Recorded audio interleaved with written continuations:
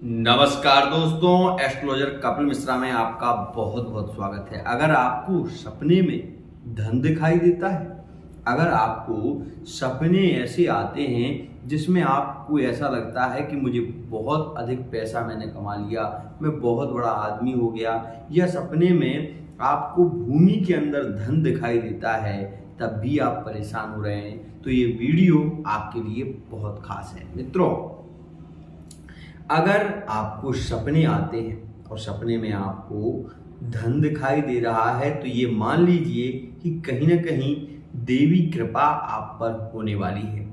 अब उसके बावजूद भी आप बहुत ज़्यादा परेशान हैं, आपके पास खाने के तक पैसे नहीं हैं, लेकिन मित्रों आपको सपने में धन की वृद्धि दिखाई दे रही है। तो उसके लिए आपको क्या करना चाहिए कि शीघ्रता से वो धन आपको प्राप्त हो सके। आइए मित्रों जानते हैं। मित्रों, सबसे पहले तो आपको ये ध्यान रखना चाहिए कि प्रत्येक गुरुवार के दिन आपको 7 लौंग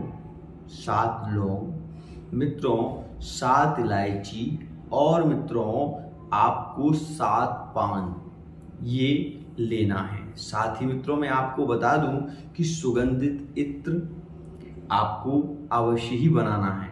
सुगंधित इत्र की 7 काड़ी बनाकर उस पान में रखें, लौंग रखें, इलायची का एक बीड़ा बनाएं। ऐसे 7 बीड़ा आपको बनाने हैं, उसमें इत्र जरूर रखना है सुगंधित। मित्रों, ऐसा बनाने के बाद आप उसको 7 पानों को ले जाकर केले के पास, जहां भी केला हो वहां पर आप 7 को रखें। साथ ही आप एक पीले धागे से केले को बांध दें और वो 7 पान आप वहीं पर रखें और 7 पान पर आपको केवल एक ही मंत्र बोलना है, नमः कमलवासिन्यै स्वाहा। ये स्वाहा मंत्र हवन में प्रयोग होता है, लेकिन ये पूर्ण मंत्र जागृत है, इसलिए यह स्वप्न शास्त्र का विशेष मंत्र है।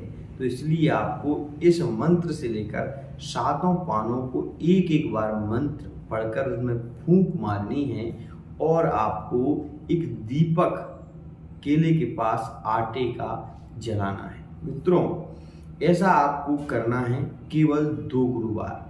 तीसरे गुरुवार में वो धन कहीं भी रखा हो, आपको अवश्य ही वो स्वप्न आएगा और वो धन आपको जरूर मिलेगा। लेकिन मित्रों मैं आपको बता दूं कि कुछ हानि भी आपको हो सकती है, इसलिए उन हानियों से मैं आपको सावधान करना चाहता हूं। मित्रों, यदि आप किसी भी गुप्त धन आपको दिखाई देता है और आपको उसको आप पाना चाहते हैं, तो सबसे पहले आपको उस स्थान पर जहां वो दिखाई दे रहा है, उस स्थान पर आपको पूजन करना चाहिए।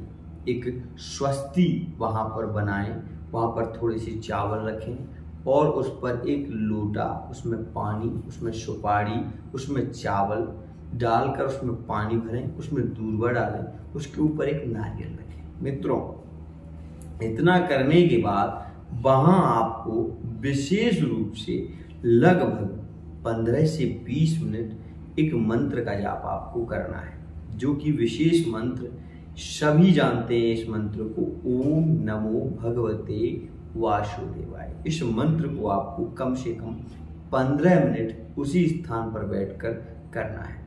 ऐसा करने से आप ये देखेंगे कि वहाँ जो नेगेटिव शक्ति है वो दूर हो जाएगी और आप फिर उस धन को सहज ही पा सकेंगे। लेकिन मित्रों, धन एक ऐसी स्थिति है कि जिसको पाने के बाद उसमें से आपको कम से कम आधे में ये समझ लीजिए एक हिस्सा जो है वो आपको दान में देना चाहिए। विशेष रूप से दान कैसा करना चाहिए तो उसके बारे में भी जानिए। मित्रों, दान एक तो भागवत महापुराण का आपको विशेष रूप से प्रवचन कराना चाहिए।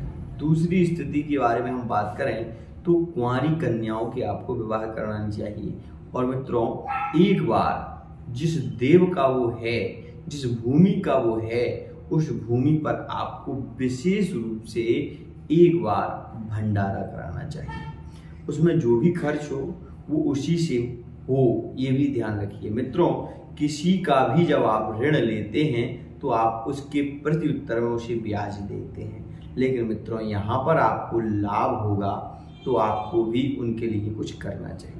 मित्रों, हम ये सोचते हैं, स्वप्न आता है और उसके बाद हम सोचते हैं वो हमें धन मिल जाए, हम उसको लेकर अपना जीवन संवार लेंगे, लेकिन मित्रों यथार्थ सत्य ये है कि किसी का भी धन आप ले रहे हैं तो वो आपको हानि दे सकता है, लेकिन जब आप उसको धर्म में लगाएंगे तो धन आप उसका रख भी लेंगे तो वो आपके लिए लाभकारी होगा। मित्रों, कभी भी किसी भी व्यक्ति से आप यदि प्रेम करते हैं तो आपको चाहिए कि आप उसके कार्य में भागीदार, और कार्य में जब भागीदार होंगे तो साक्ष्य से ये समझिए कि श्वेत और श्रेष्ठ कृपा आप पर प्राप्त होगी और बहुत ही शीघ्रता से धन लाभ के योग बनेंगे। आज के लिए इतना ही। आशा करता हूँ ये वीडियो आपको पसंद आएगी।